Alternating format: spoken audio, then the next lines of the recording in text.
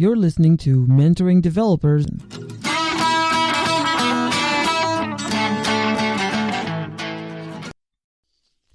How do you find mentors? I mean, if let's say that you live in a rural area and you're not near a big city and there are no companies with mentorship programs, and you're starting out, you may be in college, maybe in high school, you're trying to figure out what to do, and you're not able to physically be in a big city.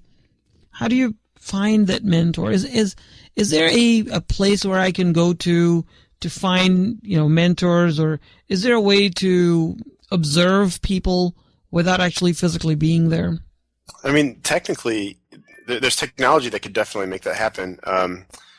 But that's a good question. If you don't know about things like user groups because you've never been in the community, like they might even be in your town, but you just wouldn't know where to start. That's a really good question. I know there's a lot of good resources on the internet, things like Pluralsight where people can get started. But if you're really starting out, you probably don't know about those either. I think that if you're a new developer, or if you want to be a developer, that first thing I would say, go to Meetup.com and go to your location and type programming technology software into the search box and see what shows up. And invariably you will see a few, at least, meetup groups that are going to focus on technology. Now, they could be different technologies and may not be something you're interested in, but there might be some beginner level programming communities. And if not, then perhaps you could start one. And I think that's where it can start. You meet one person that will introduce you to another person, and then you can ask the same questions. What do you think I should do? And where do you think I should look? And eventually, over time, you might be able to have some kind of a network. I think that's a good place to start. I agree with that. The hardest part is probably getting that first node or person on your network. But once you have that first person, you can ask them how they learned and who they know. And I think it can grow explosively after that. But I think sometimes there's going to be a little bit of luck in getting that very first one. That first person you run into is interested in it. But after that, I think you try to leverage their knowledge as much as you possibly can. And I agree, Meetup is awesome.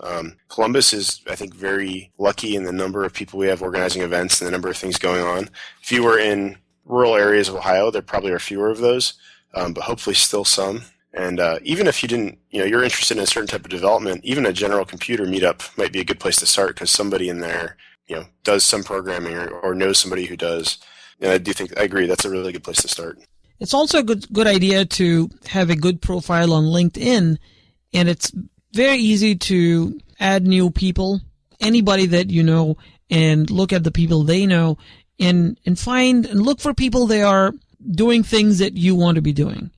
And you'll find that a lot of these people will happily accept a connection request, and once you are connected, then you can send a message to them, and that message will land in their email inbox, because that's the way LinkedIn works. And so there's a few things that you can do, but you got to get started somewhere, and a lot of these tips and tricks you will learn along the way. Yeah, definitely. And once you start to meet or even know of folks, if there's a person you want to meet and you have a friend who knows them, I found I've almost never been turned down when I said, hey, can you make an introduction? Or, hey, can we get a coffee or get lunch or something? Especially when you're just kind of generally interested in learning about something. I've had people help me. I was doing some work related to iOS and had questions. This was years ago now. And a friend of a friend of a friend spent a half hour on a phone call walking me through how to solve a problem. Didn't owe me anything, right? I asked politely if I could get some help, and they volunteered their time. So I think people are really receptive and open to connecting and sharing if you know how to find them, and I guess if you can work up the courage to ask. Thank you so much for listening. For show notes and transcripts, visit us at mentoringdevelopers.com.